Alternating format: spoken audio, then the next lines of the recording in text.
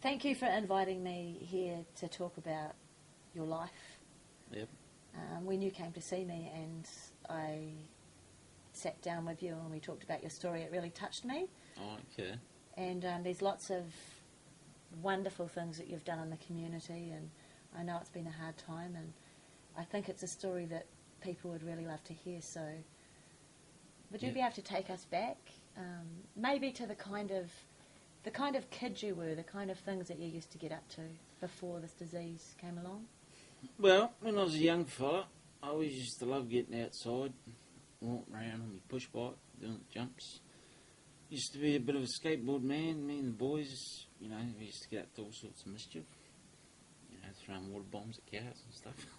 Yeah. It was a bit of a laugh, but no, when I was younger, I always used to like getting out and about, doing things, and it was good to always have the mates around you, just shooting off, doing everything. So you were really active, Yep, and you used active. to just be out there all the time. Yep. Yeah. Yeah, and I used to, do quite a bit of tramping and camping with my father. Mum used to look after me and my brother like anything. She's done a great job. And, I always just like getting out, doing things, and... Were you a happy kid? Very happy. Yeah. Good childhood. Very good. Yeah. Heaps of friends, and everything was going really well. Yep. Yeah. Really well. And then what happened? Well, one day, Mum and Dad heard a big bang, and it was me falling out of bed, and they called the ambulance, and they come round and grabbed me, and they took me up to the hospital, and then certain things happened, and then they called the helicopter, and it come over from Wellington to get me, and it took me back to Wellington, and they were not too sure what was going on, but then they put me, I was saying like into an induced coma or something, because my brain couldn't stop swelling, and my heart stopped once or twice, and it sort of came to the stage where they did say to my parents, they don't think I'm going to make it, all that type of thing. But overall, I don't know, I can't quite remember, to be honest. My memory's not the fanciest today, the damage that's done up top. But You have no recollection of that whatsoever? Do you have little flashes, or...? When I was, from my 18 years younger, I remember everything. Like, I can remember tell you stories down the west coast, and grandparents on my skateboard, hiding behind their couch, up in the trees. But ever since my illness, I have what you call short-term memory. So, I mean, it's got a lot better than it used to be, but short-term is like, I'm doing something now, and then an hour or two later you may forget. And, like, quite a few years ago, me sitting here talking to you, give it 2 hours, you walk around the road and say, "Oh, hey, Steve," I'd be sort of looking at you thinking, who's this? And I'd have to wait for a while, and it may click back into my head, or it may not. And when you forget things, and then it's left for a day or two, then it's sort of completely gone out the brain. But the damage that was done up top, it doesn't actually... If I do retain it, it has to be done sort of repetitively, or actually really mean something to me for it to stick and stay. I mean... So going back, talking about sticking and staying, going back to Wellington, after you've been in this induced coma, and your mum and dad and your brother, everyone's not sure of what's going on, but you survive, you come out of it. Yeah.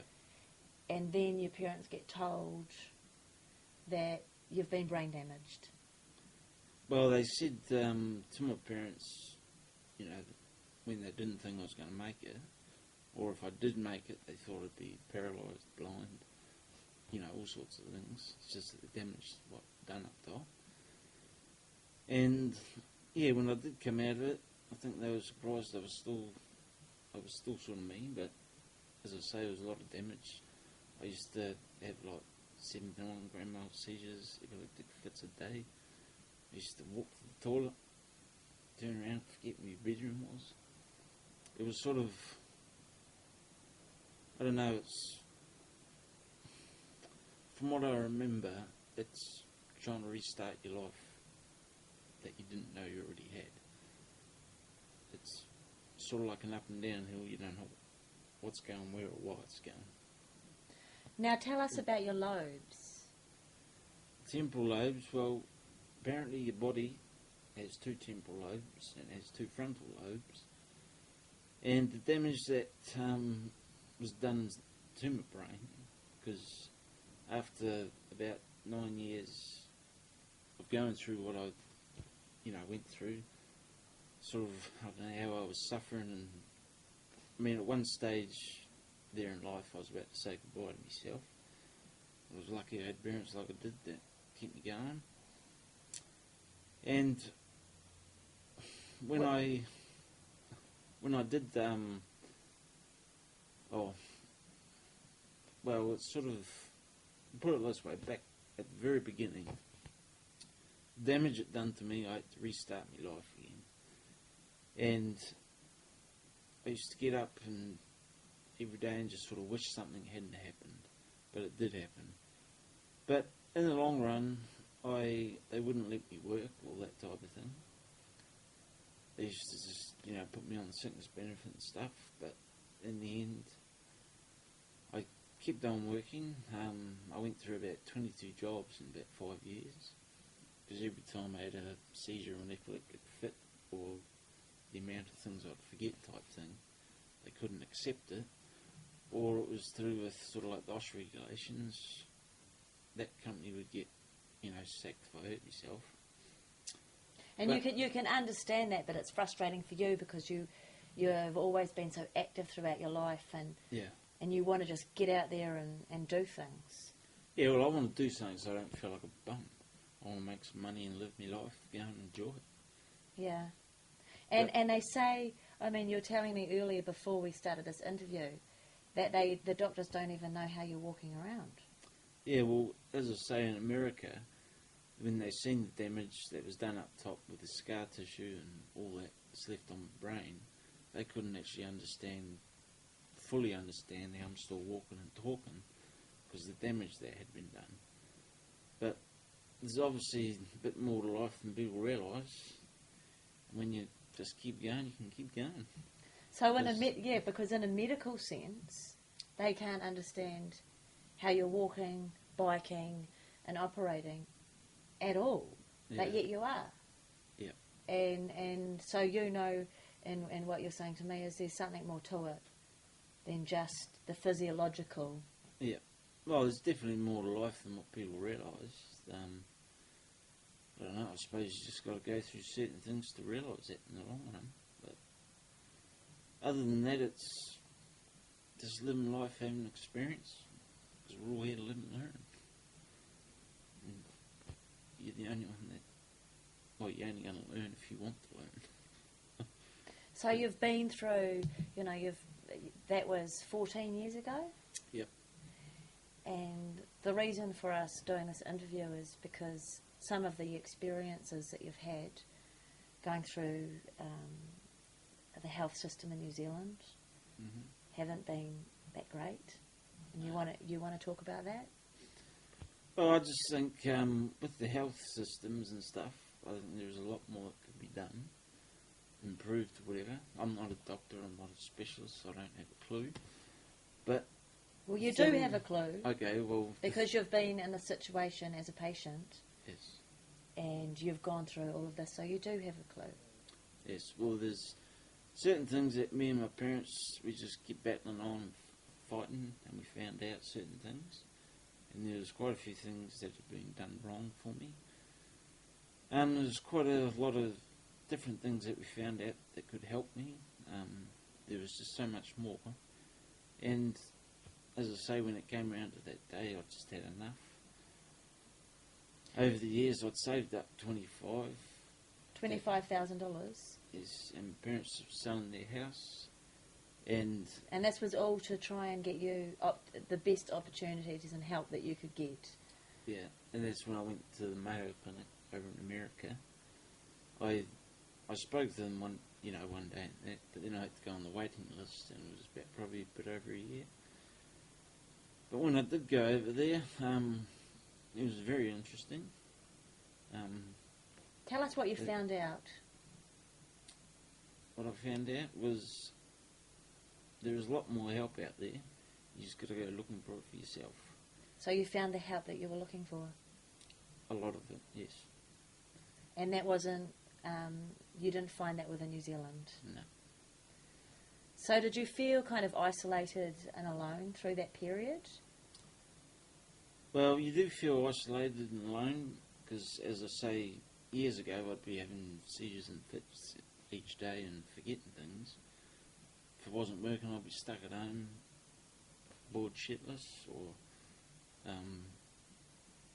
just you'd be getting down because you'd be looking at your friends and, maybe your brother and sister, family, sort of they'd be going different things, what they'd be achieving. And you wanted to, instead of being a dependent on the sickness benefit for the rest of your life, having seizures every day, it's like, well, I want to perhaps utilise some of the health funding that's there for taxpayers' money so I can be a healthier person so that I'm not sitting at home for the rest of my life, and that I can become a helpful part of society and feel worthy and good because I'm a human being. Yeah. I just love helping people these days. It's help with some people. It's what I found out through my own experience is you just got to experience things to actually realise them. And when you do realise them, they sort of can be completely different to what you thought they were.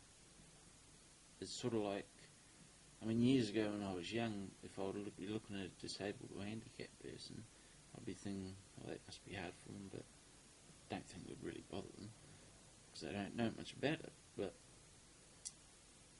just because someone can't talk or someone can't express themselves, it doesn't mean they can't think. And you know that? Yes.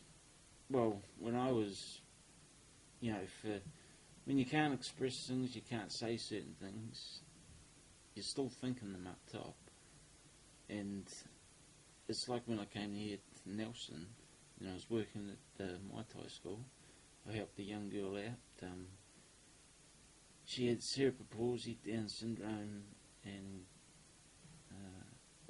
she was autistic or whatever.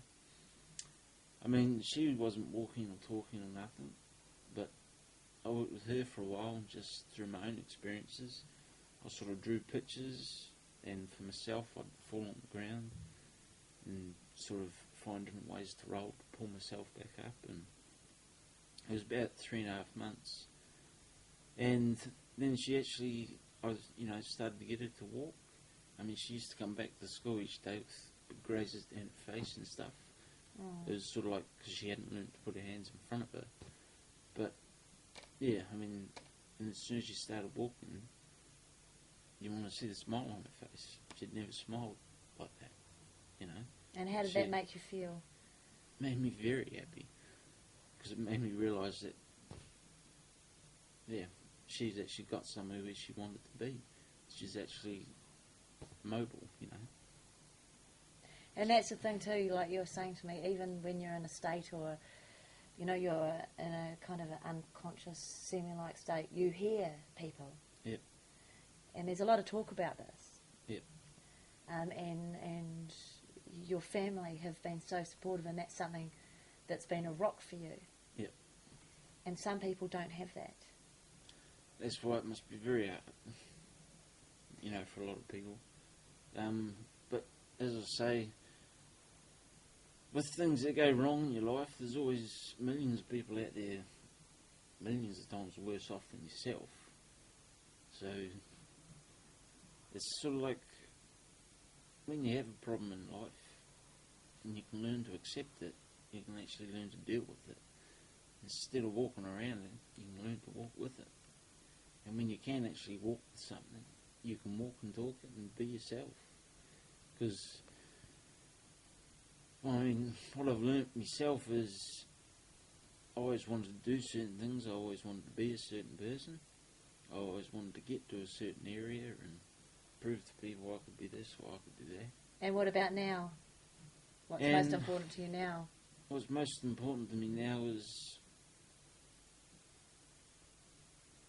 life's not about what you can and can't do. It's about what you will do.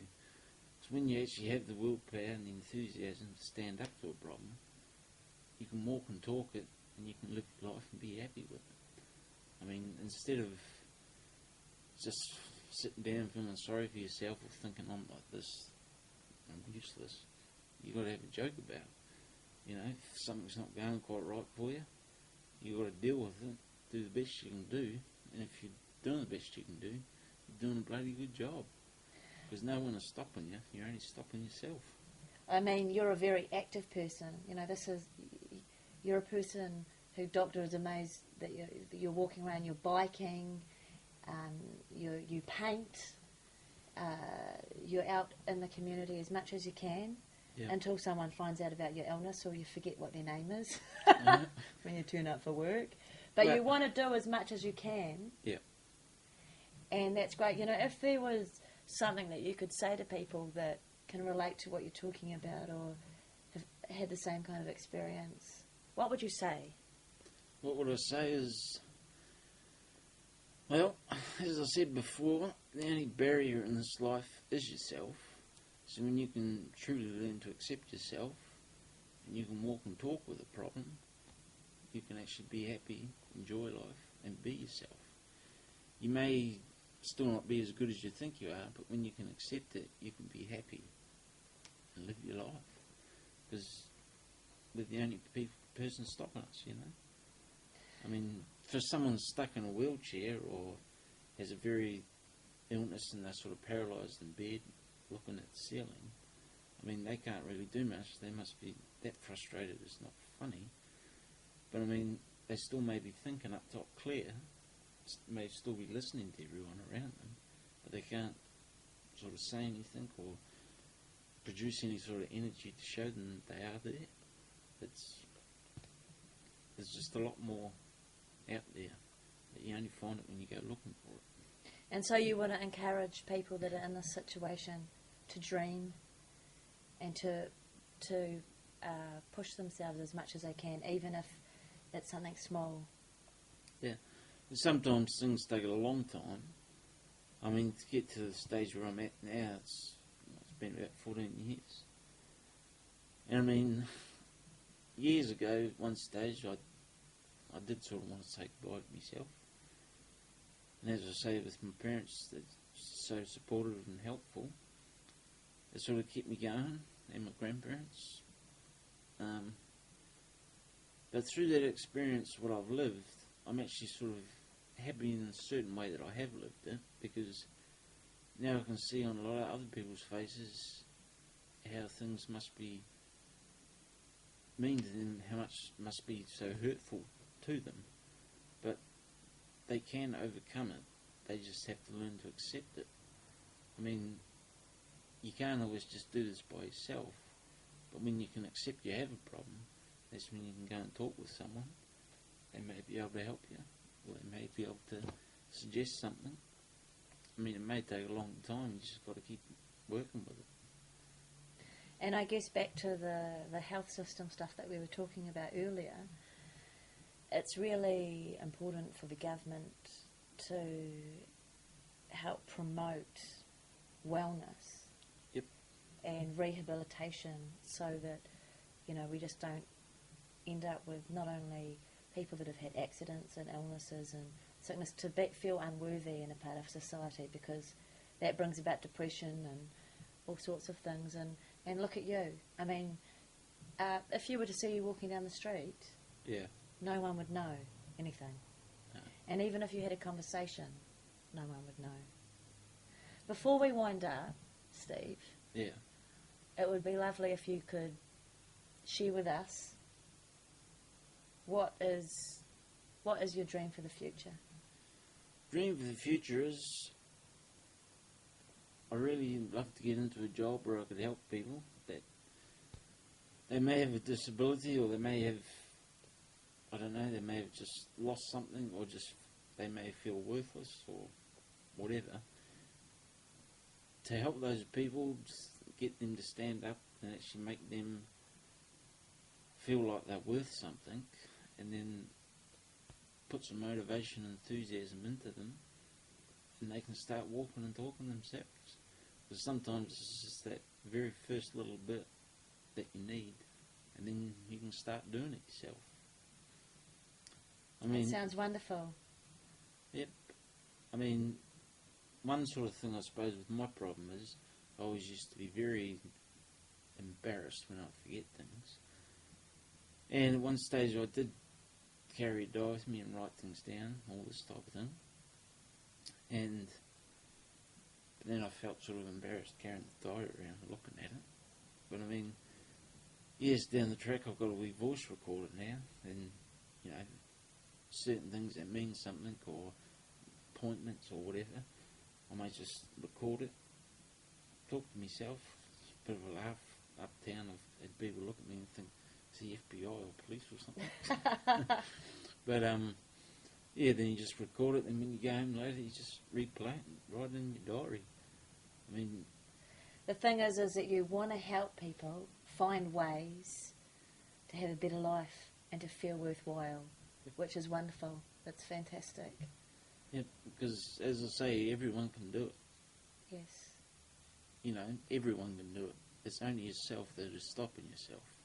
So when you can stand up, walk and talk, you'll get there, because no one's stopping you. And by the way, Steve, I'm Flower. How are you, Flower? And this is the Flower Show. Thank you very much for joining us. Yes, It's been a pleasure to talk with you. thank you. And I'm sure that our viewers will find the story very touching. Thank you very much. Thank you.